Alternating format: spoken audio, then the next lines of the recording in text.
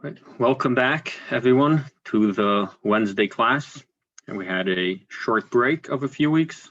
I hope everyone enjoyed their time and refreshed themselves back to regular routine classes.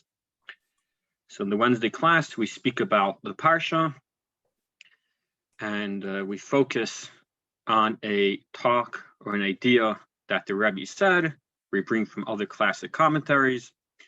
We sometimes compare ideas, sometimes speak about a certain issue that comes up or a challenge that there is in the Parsha. Sometimes we speak about how to apply the Parsha to our life. It's pretty much a Parsha class.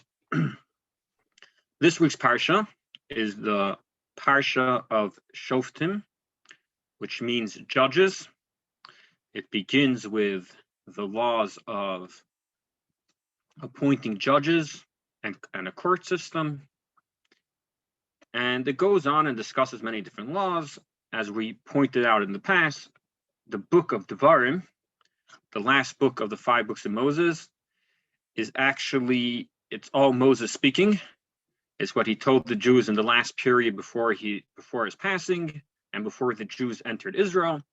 So it is very much a recap where he recaps many of the important events that took place and many of the commandments, and encourages them to continue going in the way of Hashem, and tells them different mitzvos that are, reminds them and tells them different mitzvos, and especially the commandments that would be applicable when they move into Israel, where now the Jewish nation is standing right outside of the boundaries of Israel, because as we spoke in the past, Moshe was not allowed to enter Israel, and he passed away almost on the border of Israel.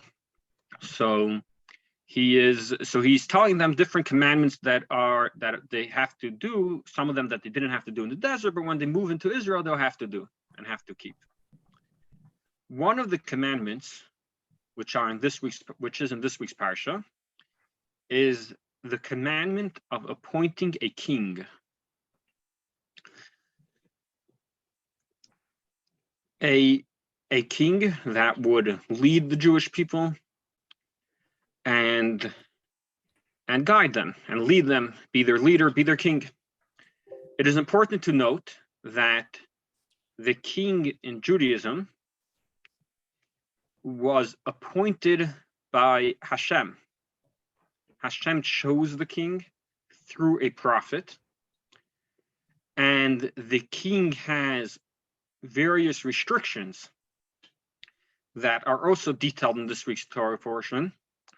He cannot gather too much of a personal wealth, meaning many times kings tend to try to build their name, build their wealth, and therefore they might do things which are not proper. So one of the restrictions is that he may not build his personal wealth too much. Also, there's restrictions regarding wives. Then in those times, kings used to have many wives, so the number of wives that he may have. Also, the king would have to carry a Torah scroll with him, a special Torah to constantly remind him what he's supposed to do. So obviously, every person doesn't have to have a Torah with them. We study Torah, but we don't carry a Torah with us. Sometimes, yes, with our phones, maybe we could have much more than just a Torah in our pockets.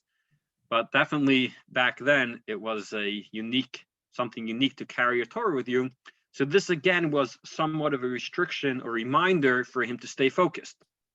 So this king that on the one hand was chosen by Hashem, and on the other hand had certain restrictions, was pretty much very focused on leading the Jewish people and taking care of their needs.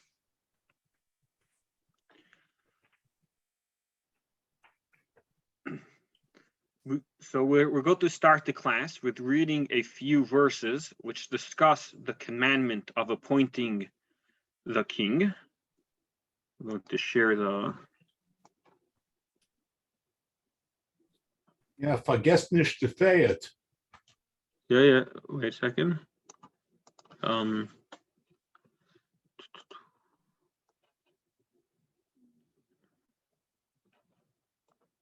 Chat. Share screen. All right, there we have it.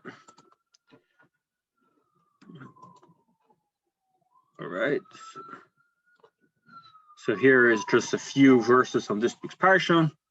Moshe tells the Jews, when you come to the land the Lord your God is giving you, which is the land of Israel, and you possess it and live therein. So after the Jews enter the land and conquer the land and settle in the land, and you say, I will set a king over myself, like all the nations around me.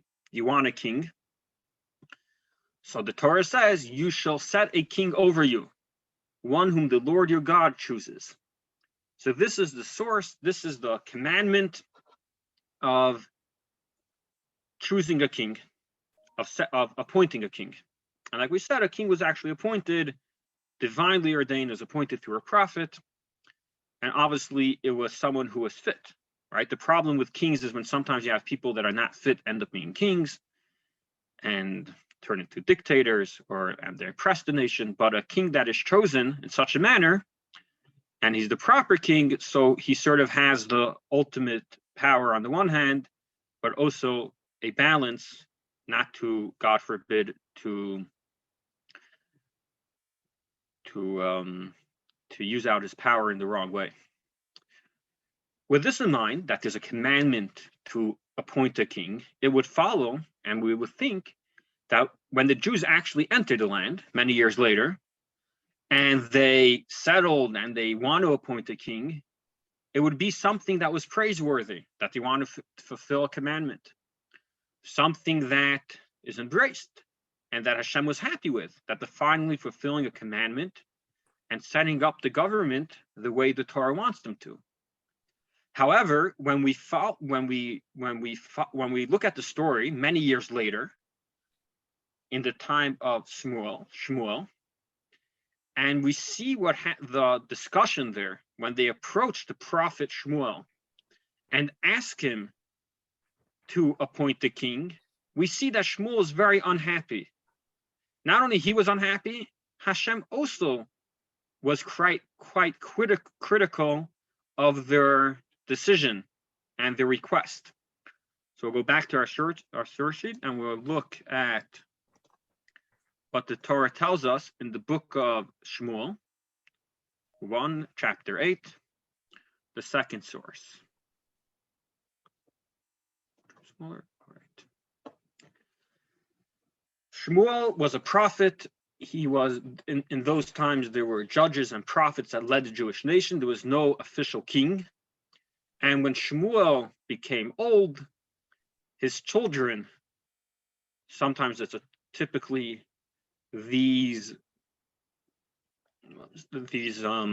positions go from father to son, if the son is fit for the position, but his children were unfit for the position. So the elders, source number 2, and all the elders of Israel gathered and came to Samuel to Ramah, and they said to him, behold, you have grown old, and your sons do not walk in your ways. Right? They're not fit to take over your position, to inherit your position. So we need someone to lead us. So they said, now set up for us a king. This is the first time the Jewish nation requested a king. Set up for us a king to judge us like all the nations. So the prophet continues, and the thing was displeasing in the eyes of Shmuel. He did not appreciate this request when they said, give us a king to judge us. And Shmuel prayed to the Lord, and the Lord said to Shmuel, listen to the voice of the people. according to all that they will say to you, for they have not rejected you, but they have rejected me from reigning over them. Right? So the Hashem tells Shmuel, the prophet, you think they're rejecting you, they're not interested in you ruling over them? No, they're rejecting me. This is very strong words. They're requesting a king, and Hashem is saying they're rejecting me. Okay? Like all the deeds which they have done from the day I brought them up from Egypt and until this day, and they forsook me and served other gods. So are they doing to you. And now listen to their voice, except that you should warn them and tell them the man of the king who will reign over them. All right. So this is the way the story is recorded in the prophet, in Shmuel. The first time the Jews requested a king, and we see some very harsh words. We see Shmuel, the prophet, was not happy, was displeased by the request. Hashem said they are rejecting me. The obvious question is, why?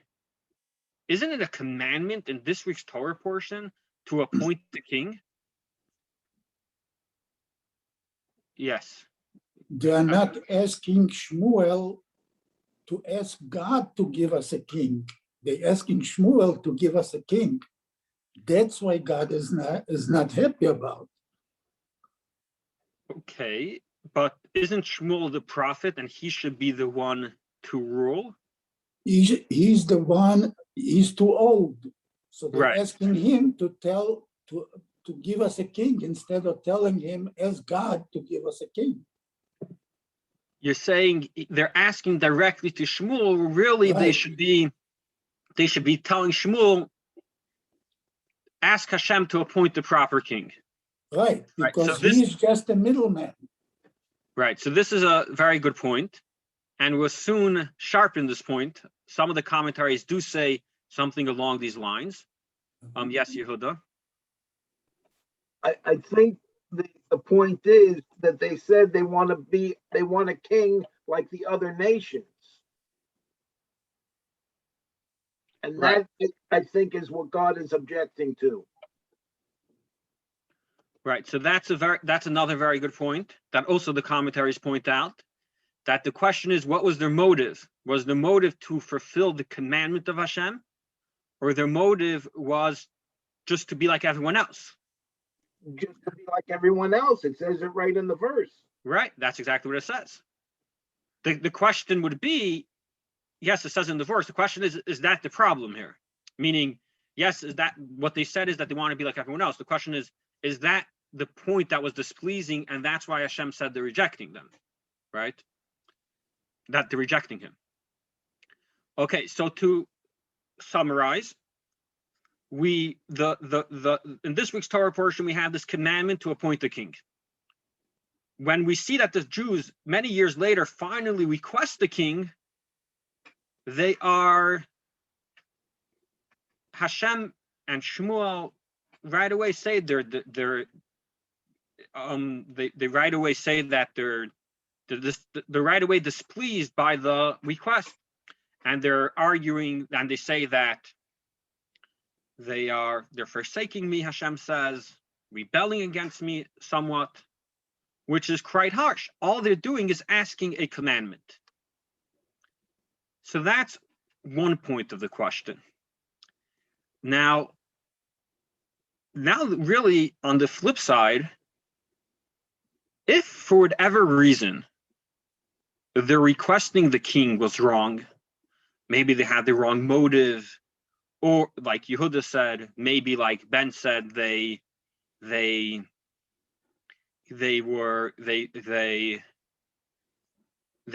asking Shmuel to appoint the king, but not asking Hashem to appoint a king that Hashem wants. Then how come Hashem said, listen to them, appoint a king? If it was wrong for them to request it, and therefore Hashem was not happy, and Shmuel was not, and his prophet Shmuel was not happy with requesting the king, then don't fulfill the request. Don't appoint a king. So we have to understand both sides of the coins. First of all, what is really wrong here? And on the other hand, if there is something really wrong, then don't appoint a king and don't listen to what and we shouldn't listen and heed to the request of the people. Right, so that's the question that we're going to deal with, question that commentaries throughout generations spoke about, as we'll soon see a few of them, a few of the different thoughts. Does anyone else have any thoughts or possible answers to this dilemma? Yeah, David? Yeah, I'm thinking that I forget what I was going to say. I'm sorry. Sure. All right. If you remember, you'll raise your hand and come back. All right. One raising hands. All right. Okay. So I have a question. I'm sorry you can't see me. This is Andrea. I think if I'm remembering from past conversations we've had, Hashem had, it was written that there will be a king at some point in time, but this was premature. It wasn't the right time. So they wanted to have a king now, and I've heard, too, they wanted to be like everybody else, and they're really not like we are not like everybody else. And Hashem said, all right, you want the king now? Well, give it to him. Didn't always work out so good. right. So that would actually have to be explained. Why was this premature? In other words, wasn't this the perfect time after they lived in Israel, they settled in Israel, when seemingly this was the time that they should be requesting a king? Based on what we learn, and we know that requesting a king is actually a commandment connected with entering the land of Israel. So, yeah, we'll soon see that it could be there is such idea of that they asked it too early, or they weren't yet ready for the full idea of a king, as we'll soon see more explanation to these thoughts. Yeah. I think the elders came and asked Shmuel for the king, wasn't it? It was, correct. So I think maybe Shmuel and God felt, it's not the time to change the status quo. Usually it's very difficult to change it abruptly, the status quo. And that's a little bit of the resistance that you can find when you make big changes. All right, that's a very interesting point. That maybe it was too abrupt and they wanted it too fast. Yeah, Robert? Yeah, not to undermine the elders. Right. Okay, so listen, one of the things that I read, and is again something that may be of significance, in the third line from the bottom, and they say, they forsook me and served other gods. So they are doing, so they doing to you. So I guess there's a sense that there was no purity. Clearly, there was idolatry there. And so doesn't that in some way blemish the process of appointing a king, because they're still worshiping idols? And so it is an issue of monotheism, believing in God, and yet they have all these other idols that are there in front of them. Mm-hmm. Very interesting point. Is that because but is it relevant? Right. I guess the question is. Right. The question is, in other words, maybe they did one thing they were doing wrong, but maybe this request was pure, or maybe not. Maybe you're saying that the fact that they're still serving idols, that shows that the request wasn't in the proper way. The proper way would be requesting a king when you fully trust in Hashem that would choose the king. Right. Because who is Hashem if not the one God? When you're worshiping others, there is a pantheon. There are all these other gods there. So what's to make them not be fickle if they're not satisfied with the one God, to turn to somebody else to be their leader or give them a judge? And how corrupting is that of the people? Right. So that's a very corrupt way of requesting a king. That's a very good point. Yes, David. I was going to say that there's an idea that Hashem strengthens the person's choice of direction. A person has free choice, but if a person starts stepping in the right direction, Hashem aids him along. If a person starts stepping in the wrong direction, also Hashem aids him along and leads him. The idea of there's an expression, Hashem gives you just enough rope to hang yourself. And you have to decide what you're going to do with the rope. Are you going to do good stuff with the rope, or are you going to get yourself in trouble? So that's what I was going to say. All right. Glad you brought it back. Yeah. All right, so that's a good point. That's we have this idea that in the way a person wants, Hashem leads them. In Hebrew, the rabbis say, "B'derech she'adam rotze molichin oso."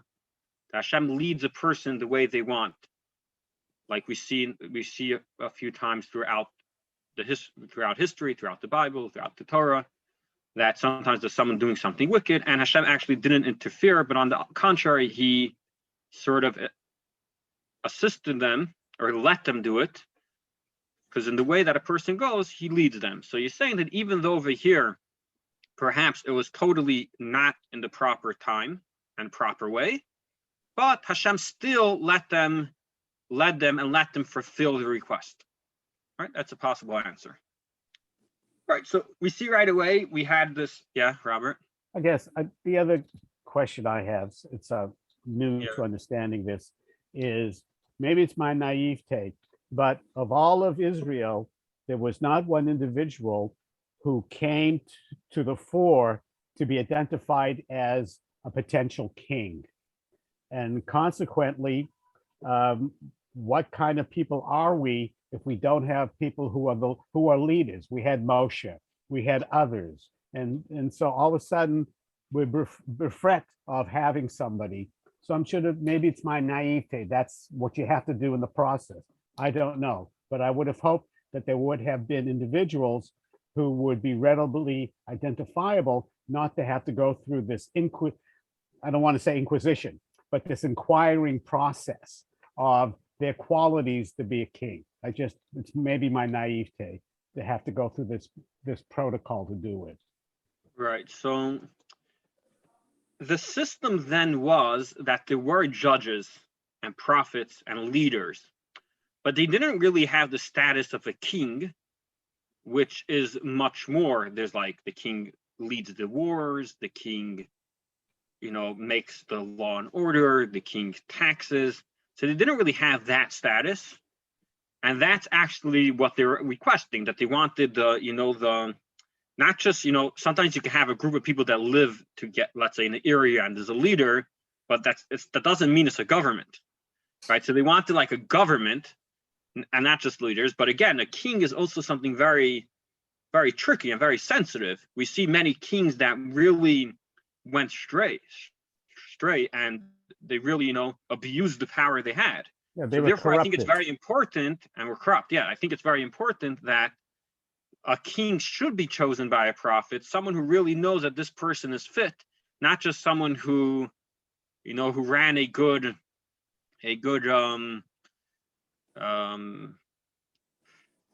campaign, ran a good shop. A good show, right? Campaigned well, So that's all right. So we see that we have this question: if a king is a good thing and a mitzvah and a commandment, why was Hashem displeased when they requested it?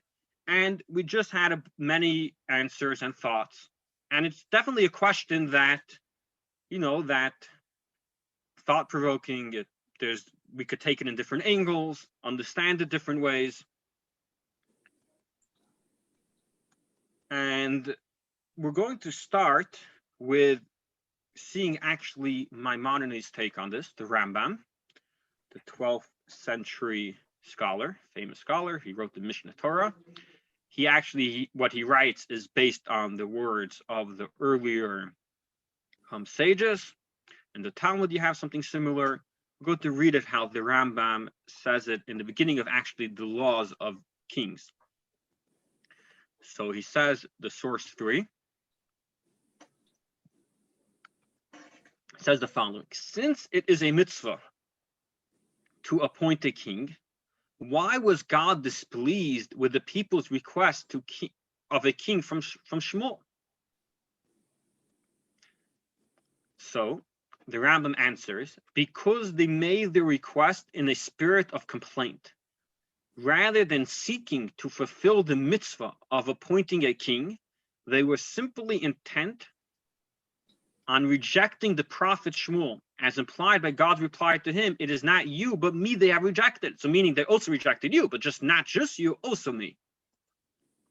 So what the Rambam is saying is that the Jews came with a complaint, and they were looking for ways to sort of get out of Shmuel, who was their leader, through rejecting him, through getting away from him. And they were saying, we want a king. We want like a regular king, not a prophet, not someone who has divine powers. And some commentaries, Rabbi David Kimchi, who wrote a commentary on the mic was on for this thing. They could hear everything we were saying. What? No, he's talking to his wife. Oh, sorry. Put him. So the Rabbi David Kimchi, who was also a 12th, 13th century scholar, he just like a little bit after the Rambam, he also goes on this approach, and he explains, if the Jews would say, listen, Shmuel, you're getting old, you're still leading us, but you're getting old. After you pass away, we don't see any succession. We don't see your children going your ways and able to take your position. So prepare a king for after you pass away, or after you retire, that they should be able to guide you. But they didn't say that. They said, we want a king now and here. Appoint a king right away, which makes it very clear that they weren't just scared that, oh, what's going to happen after Shmuel's passing, but rather they're looking for something. They're looking for a king now in order to reject Shmuel. So that means they were looking for complaints and looking for excuses, ways to get a king. So their motive was not pure. And since their motive wasn't pure, that's why Hashem was not so happy with this request. Okay, so that is a very traditional approach. Many commentaries say different ideas along these lines, that they really weren't looking for a king for the sake of the mitzvah. If they would be looking for a king for the sake of the mitzvah to fulfill what Hashem wants, yeah, that's great. But they weren't that. They had their own personal motives. Okay. Another similar and interesting approach, it comes from the Kli Yakar. His name was Reb Shlomo Ephraim Malinisitz. He lived much later, the 16th century, and he points out a very interesting, small, but according to him, a very large difference if we look at the verses, if we analyze the verses closely. If we look in this week's Torah portion, it says, you should, when you come and you're asked, I want to set a king over myself. So the Torah says, you shall set a king over you. Right there. You should set a king over you. When the people asked from Shmuel to set a king, they say it a little bit different. Set up for us a king. All right. So he points out this is the key. This is the difference. Is the king over you, or the king is for you? Is the king for us, or the king over us?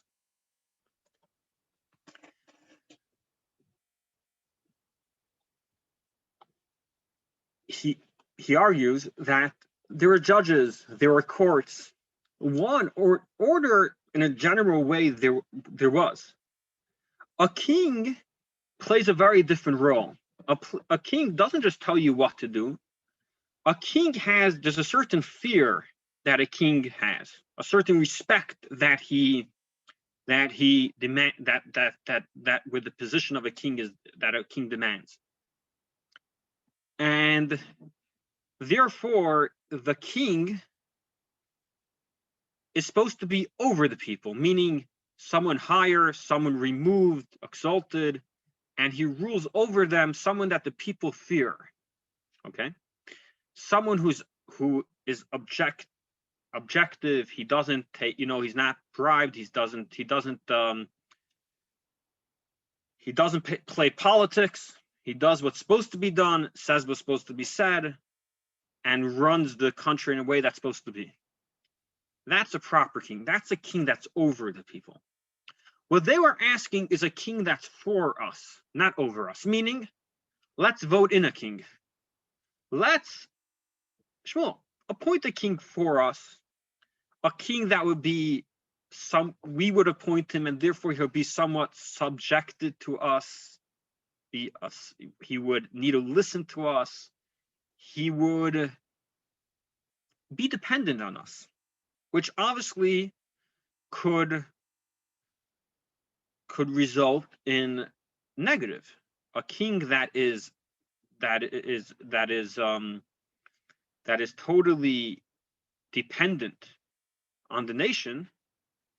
If the nation, for whatever reason, would have not proper motives, or they want to do something that's not proper, he would not be able to stand up and tell them to act in the proper way, because he's dependent on them. He's for them, not over them. And according to the Kli Yakar, that is exactly the problem here. The problem here is that they wanted they didn't want a real king. They wanted a king that they would have control over. They didn't want a king that would know what's right and tell them to do what's right and lead them in the right way. But rather, they wanted a king that would just follow them, that would be dependent on them. And that's why Hashem was unhappy. That's why he said they rejected me, because they're rejecting the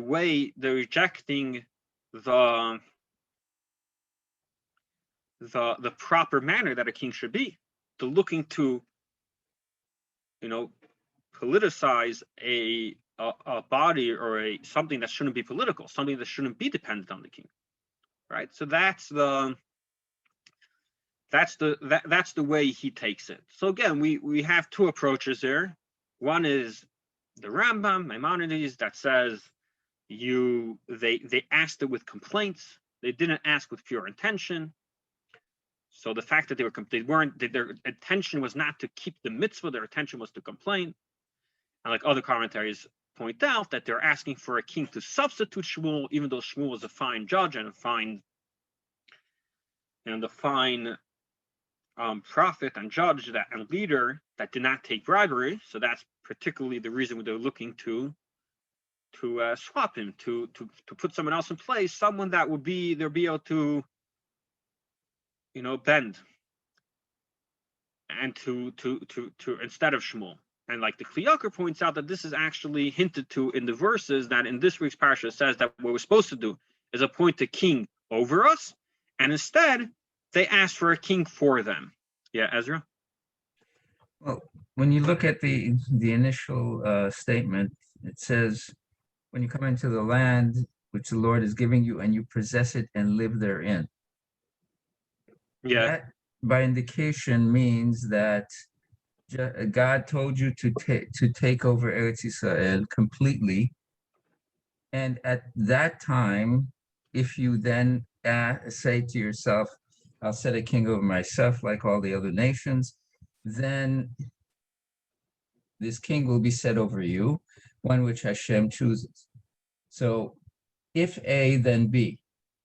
But A was never accomplished, because the land was not completely possessed by the Jews.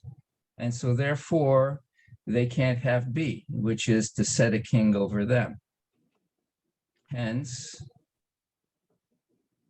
you can then say that Hashem basically said, this is, as you had said before, this is not the right time. You haven't accomplished what I asked you to do, and so therefore you're not deserving of a king.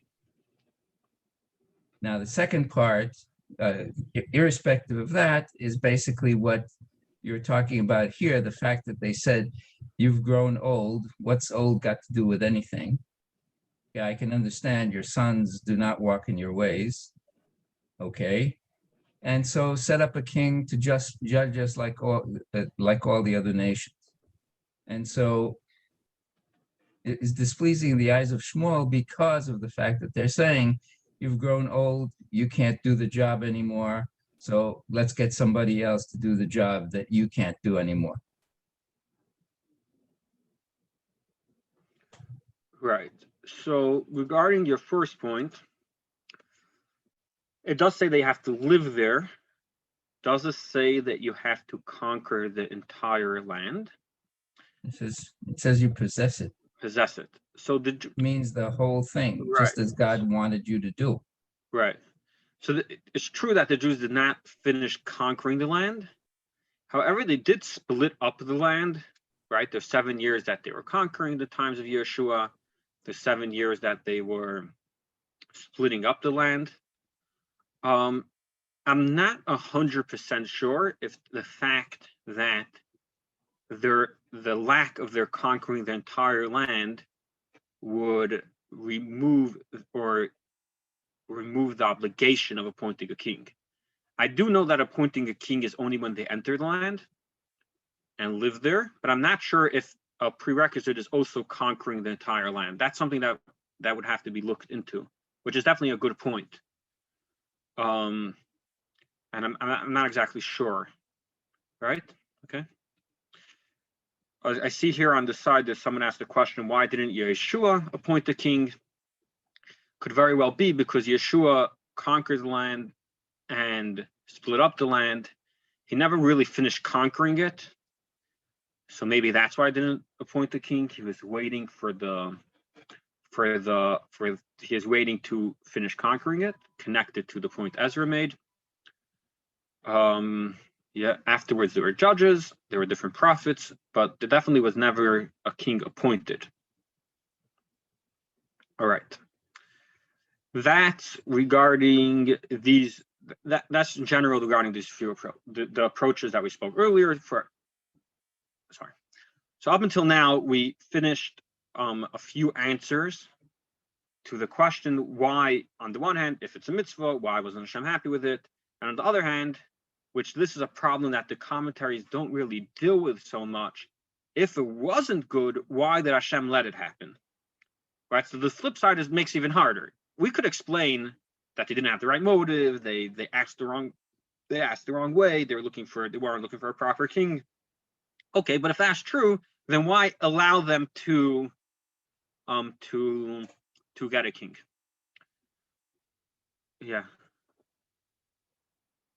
Yeah, and answers to Ezra's question, what does old have to do with it? Well, old implies that you may need a successor because, not everybody lives forever.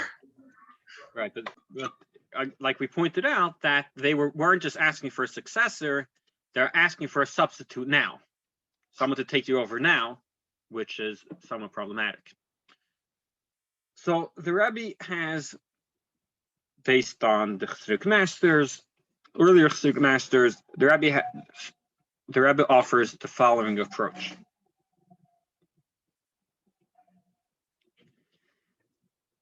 In wanting a king, in appointing a king, there could be two reasons, two positive reasons, motives.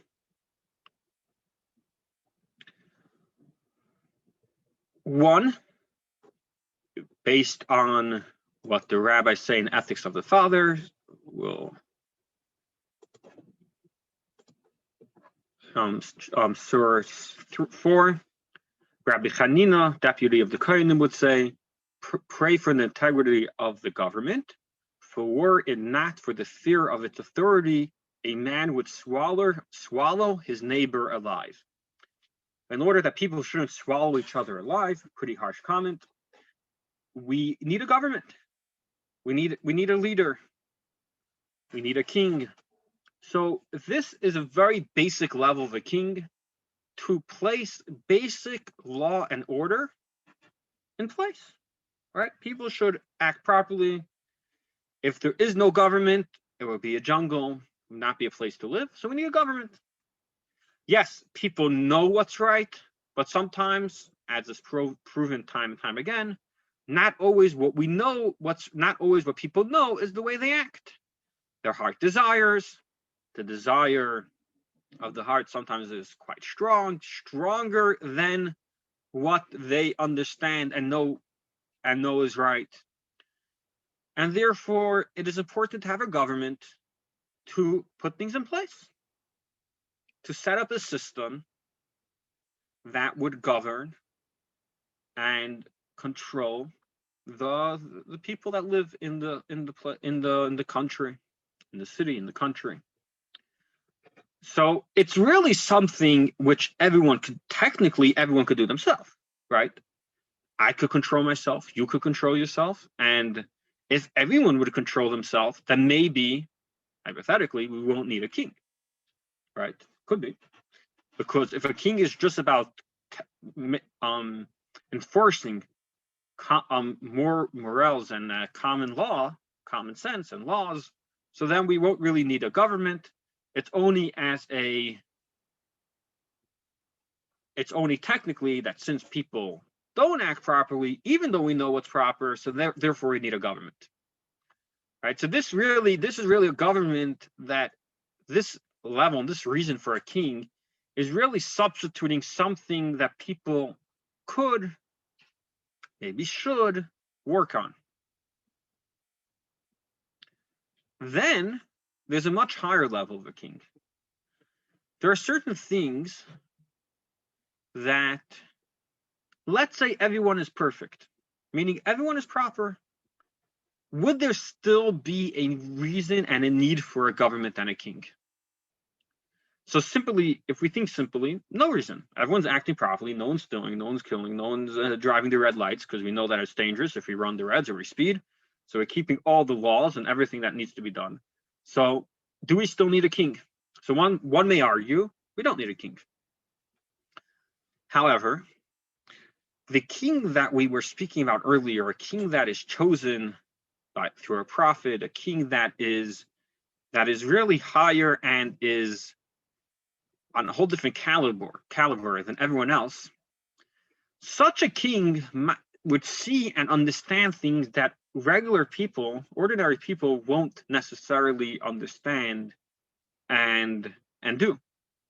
So even if I'm perfect, and even if everyone is perfect, the whole country is perfect, and everyone is honest, no criminals, there still might be a reason for a king. There's room for a king, for someone who sometimes sees more than ordinary people see, right? Just like there are people that understand things much deeper, and so also a king, if he's on a much higher level than the people, then he could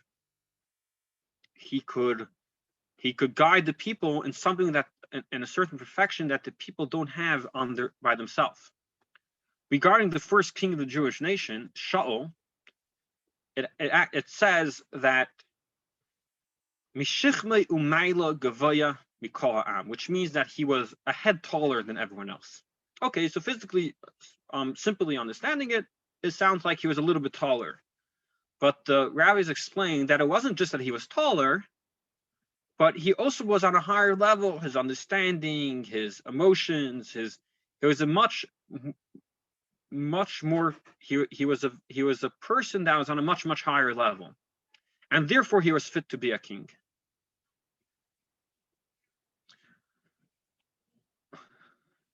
So this is in the simple sense of needing a king.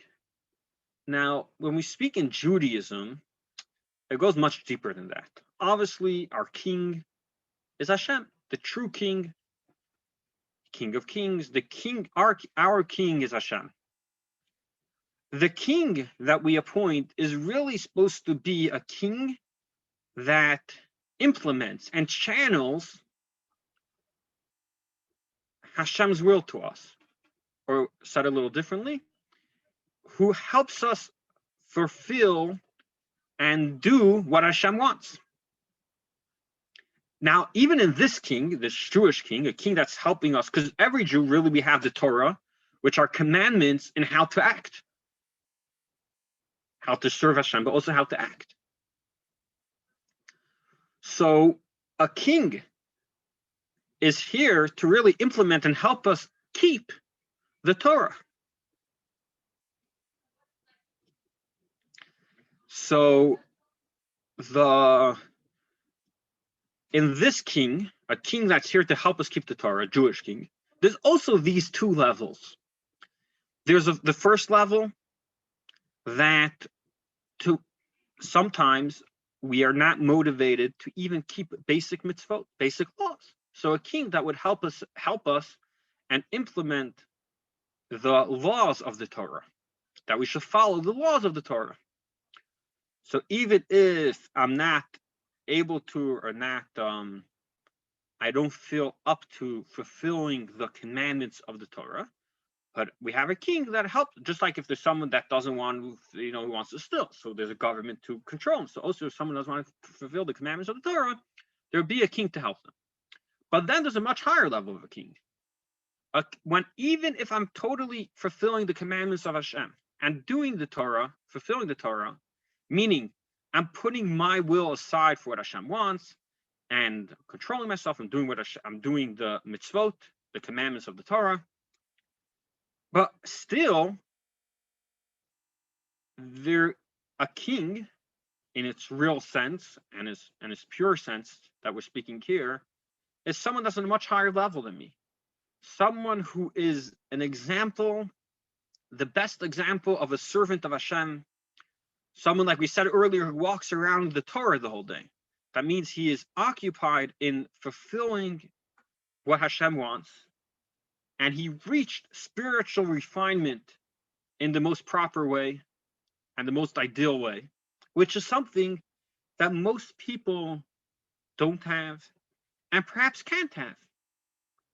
Most people are not necessarily able to reach the highest levels of service of Hashem. But this king, which is the ultimate proper king, he reaches a level that is much higher than regular people reach. So even if I'm keeping all the commandments, there is still room for a king, someone who is higher than me and someone who reaches much higher levels than me to be a king over me, meaning rule over us and elevate the people to a higher level, right? So that's the second level of a king that is not just here to set up law and order, things that technically are common sense, but if someone is not motivated to do it themselves, they need a king, they need a government to tell them what to do. But then there is, even if we're in the nation is complete, but still there's room for a king to elevate the nation to even a higher level, a level that they, so to speak, can't reach by themselves. All right, so these are the two levels of kings, of a king. It is especially true when we speak in the spiritual sense, in the connection to Hashem.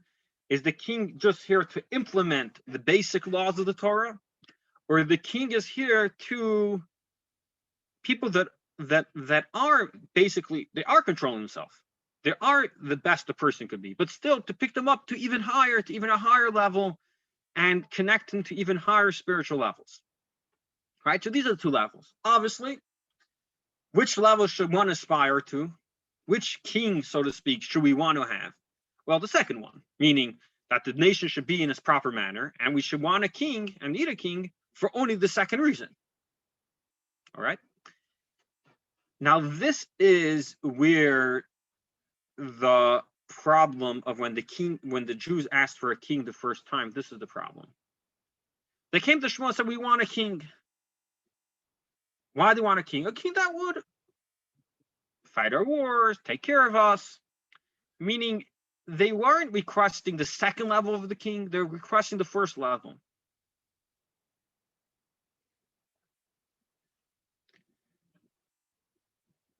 The proper and most perfect way is that motivation should be internal, should come from within, not external. Right? When, let's say, you want to educate a child, you want to educate them that they should want what is right, not just, bribe them to do different actions. I'll bribe you to go to school, I'll bribe you to do your homework. Because then what happens is, what you're saying is, the homework is not so important, the school is not so important. What's important is the candy you get by the end of the day. Right? So internal motivation is a very important aspect, that it should come from within and not external motivation. So what the Jews are saying here is, we don't have internal motivation. We are not on the level, we're not interested in controlling ourselves. We're lazy, spiritual laziness. So we want a king that would sort of put things in place, and therefore we don't have to work on ourselves, and we don't have to refine ourselves and control ourselves, because there'll be rules in place. So that Hashem and his prophet Shmuel was not so pleased with. That's why you want a king. Work on yourself, work harder, try to refine yourself, control yourself, and then ask for a king for the second reason. Ask for a king for the second and higher reason, meaning, yes, I reached my complete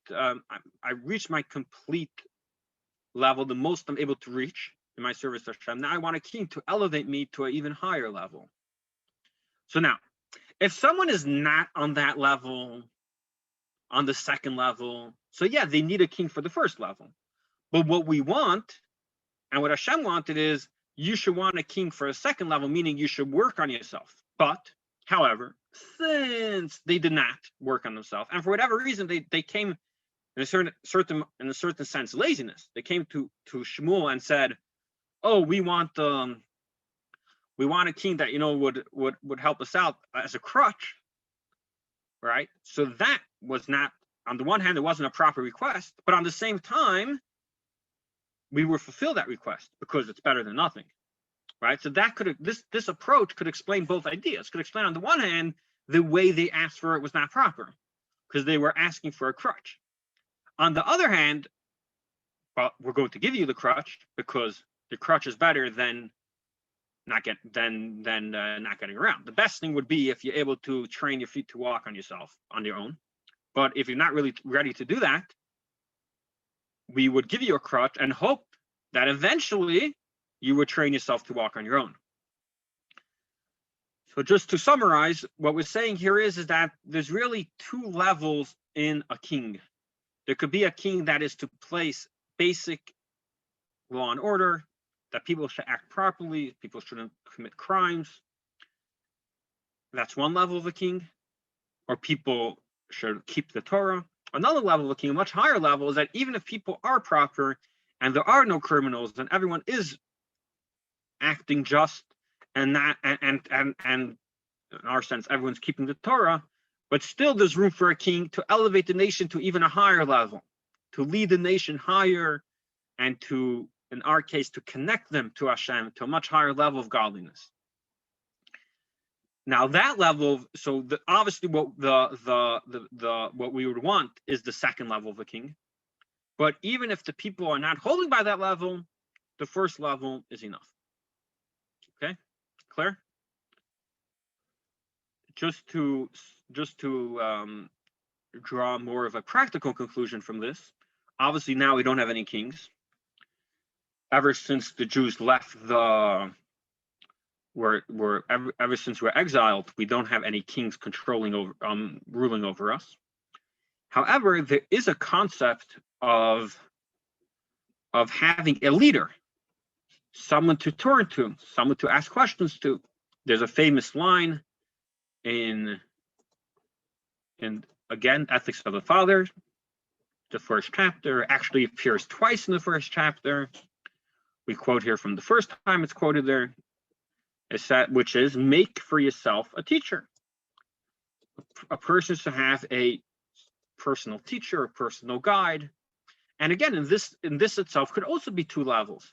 There could be that I'm self-motivated and I act properly, but I still have a teacher to guide me to even higher heights. And then, or it could be that I have that I need, even for the basic, necessities, I need someone that is not subjective, that doesn't have the self, is not bribed by, that's not blinded by self-love to guide me, even to do basic things. And what I'm saying here is either way is good. Yes, it's much better if a person is self-motivated and he only needs a teacher for higher heights, not for the basics, but it's important for someone to have a teacher even for the basics, if that's where you're holding. Just like just like in the case of Shmuel, that yes, what Hashem would have wanted is that the Jews should request the king for the second and higher level. However, if they're on the first level, then yes, give them a king, and then hopefully eventually they'll come to the second level. And same too in our case, appoint yourself a teacher, so to speak, a personal guide, and then they will help you get to the higher level. Right, it's clear? Any questions? Yeah. So the fact that we don't have a king now, is that Hashem telling us that we can't handle it?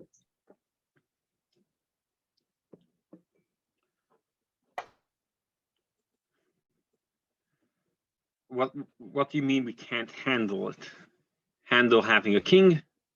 Yeah, like in other words, if we were able to deal with having a king, it would materialize, things would happen in the world that we would be able to have a king. So the fact that we don't have a king, is that Hashem telling us that we don't have the morality or the maturity to choose a king properly? Well, the commandment of having a king, the fact that we don't have a king these days is not just a technical thing, that like we didn't get our act together. The commandment of having a king is only when the Jews live in Israel. So this that we don't have a king these days is because Mashiach didn't come yet. And Mashiach would actually be a king. You'll have that style, that government, that it will be a king government. So that's the reason why we don't have a king. There's reasons behind that. I'm sure there are, but I don't know them. Rabbi? Yes. The Mashiach, I mean, the king does not have to be a Mashiach, obviously, as our past kings were not the Mashiach. So it's not ergo ipso facto that it has to be the Mashiach. But the question, I think, to relate to David's question, the question is, do we have leaders that are on a level of a sense of group responsibility? I mean, not to get into just one example, but the example that immediately comes to mind is the question of mandated vaccinations in Israel, the question of health affecting the younger generation and so on. I mean, if a leader makes a decision like that, is he worthy to be considered a king? Because is he taking into consideration every possible thing that may befall the people? And I mean, you don't have to be a Mashiach to be the king, but it would mean that you'd have to be responsible and feel responsible for the safety of all your subjects. Right. So you're correct. You're right that that a king doesn't have to be Mashiach, but Mashiach would be a king. Oh, okay? Yeah. Right. So Mashiach would be a king. Now, I was just bringing out that eventually when Mashiach comes, he will also be a king. So eventually what we're looking forward for when we all move back to Israel and the temple will be built, so then we would also have a king. So that's like the ideal government that we would want. And again, a proper king, a king that is a dictator, is definitely not an option. But does it have to wait until all the Jews are living in Israel? Because there were communities in Alexandria in ancient times and so on. I mean, it would seem... Right. So that's a good question. if you need every single one or majority, but you definitely need majority. When Mashiach would collect, when there'll be kibbutz galios, when all the exile will return to Israel, everyone will return, every last one. So I think it'll be everyone. Okay.